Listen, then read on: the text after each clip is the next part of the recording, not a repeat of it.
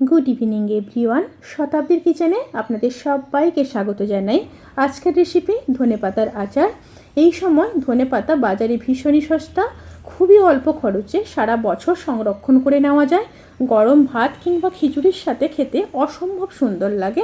Step by step follow করলে কোনোভাবেই এই আচার নষ্ট হবে না। আর বেশি করে করতে চাইলে ধনেপাতা ও মশলার পরিমাণ বাড়িয়ে নেবেন। এখানে প্রত্যেকটি মাপ আপনাদের সাথে শেয়ার করেছি। তাহলে চলুন শুরু করা যাক আজকের এই সহজ এবং সুস্বাদু রেসিপি। ধনেপাতার আচার বানানোর জন্য আমি এখানে 11টি ফ্রেশ ধনেপাতা নিয়ে নিয়েছি। ধনেপাতাগুলোকে একটু কেটে নেব। এবার খুব ভালো মতো ধুয়ে নিয়ে তারপর ফিরে আসছি। এবার এই রেসিপির জন্য আমি এখানে কিছুটা তেঁতুল নিয়ে নিয়েছি। আমি এখানে প্রায় 20 গ্রাম মতো তেঁতুল দিয়েছি। তেঁতুল থেকে খুব ভালোভাবে কাঁচটা বের করে নেব।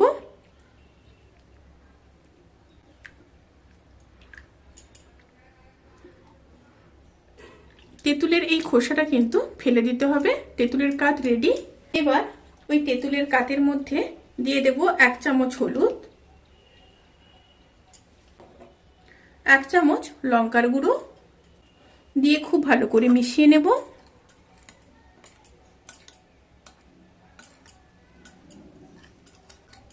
খুব ভালোভাবে মিশিয়ে নিয়েছি। এবার পরের স্টেপে যাওয়া যাক। এবার কড়াইতে ধনেপাতাগুলোকে দিয়ে দেব।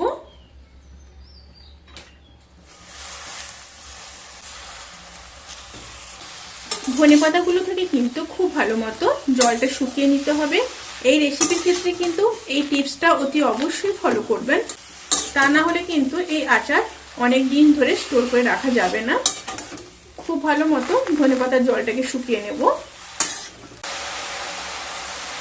এই দেখুন ধনেপাতা থেকে কিন্তু বেশ অনেকটাই জল বেরিয়েছে। 4 থেকে 5 মিনিট হাই স্টিমে ধনেপাতাগুলোকে এইভাবে উল্টে পাল্টে জলটাকে একদম শুকিয়ে নেব। জলটাকে খুব ভালো মতো শুকিয়ে নিয়ে তারপর ফিরে আসছি। খুব ভালো মতো জল শুকিয়ে নিয়েছি। দেখুন একটু জল নেই। এবার ধনেপাতাগুলোকে তুলে নেব। তুলে ঠান্ডা করে নিয়ে মিক্সার গ্রাইন্ডার বোলের মধ্যে দিয়ে খুব ভালোভাবে একটা পেস্ট রেডি করে নেব। পেস্ট কিন্তু একদম রেডি। এবার কড়াইতে সর্ষের তেল দিয়ে দেব। সর্ষের তেলের পরিমাণটা একটু বেশি থাকবে, যেহেতু এটা আচার সেই কারণে সর্ষের তেলের পরিমাণটা বেশি থাকবে। আর অতি অবশ্যই এই রেসিপিটি সর্ষের তেলে করার চেষ্টা করবেন।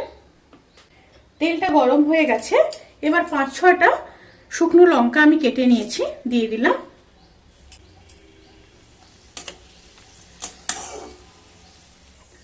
এবার দিয়ে দেব 1 চামচ কালো সর্ষে আর 1 চামচ হলুদ সর্ষে। তেল থেকে যখন সুন্দর একটা স্মেল বেরোতে শুরু করবে সেই সময় দিয়ে দেব 20-22 কোয়া রসুন।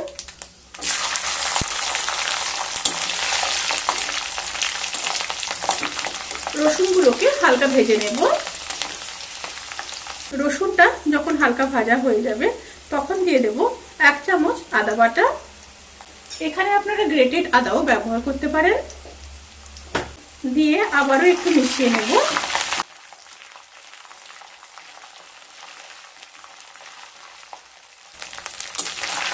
আদা রসুন যখন খুব ভালো মতো কষানো হয়ে যাবে তখন দিয়ে দেব তেঁতুলের কাঠ।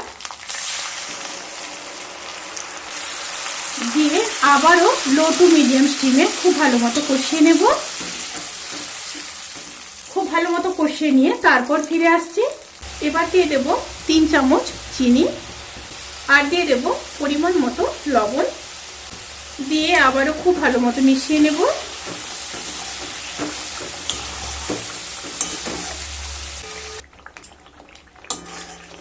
খুব ভালোভাবে কষিয়ে নিয়েছি। এখানে যেহেতু তেঁতুল গোলা জলটা ব্যবহার করেছে সেহেতু খুব ভালো মতো কষিয়ে নিতে হবে, যাতে করে জল না থাকে সেদিকটা অতি অবশ্যই খেয়াল রাখতে হবে। আর দেখুন চারিদিক থেকে তেল ছেড়ে দিয়েছে। এবার পেস্ট করে রাখা ধনেপাতা দিয়ে দেব। আবারও খুব ভালো মতো মিশিয়ে নেব। মিশিয়ে নিয়ে লো টু মিডিয়াম স্টিমে 1 মিনিট রান্না করে নেব।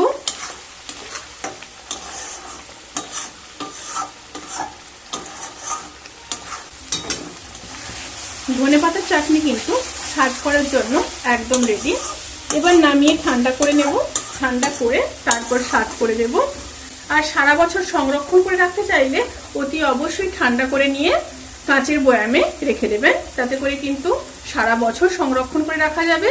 আর প্রত্যেক মাসে 2-3 বার করে একটু রোদে দিয়ে নেবেন, তাতে করে আর নষ্ট হওয়ার কোনো সম্ভাবনাই থাকবে না। এবার গ্যাসের ফ্লেমটাকে অফ করে দিলাম। রেসিপিটি কেমন লাগলো প্লিজ কমেন্ট করে জানাতে কিন্তু ভুলবেন না। যদি ভালো লেগে থাকে তাহলে সাবস্ক্রাইব করে পাশে থাকা বেল আইকন প্রেস করে নোটিফিকেশান অল করে রাখবেন, তাতে করে আমি যত রেসিপি দেব সমস্ত লিঙ্ক আপনাদের কাছে পৌঁছে যাবে। আপনারা সবাই ভালো থাকবেন, সুস্থ থাকবেন, সাবধানে থাকবেন। আজকের মতো এই পর্যন্ত, পরের ভিডিওর জন্য অপেক্ষা করুন। টাটা।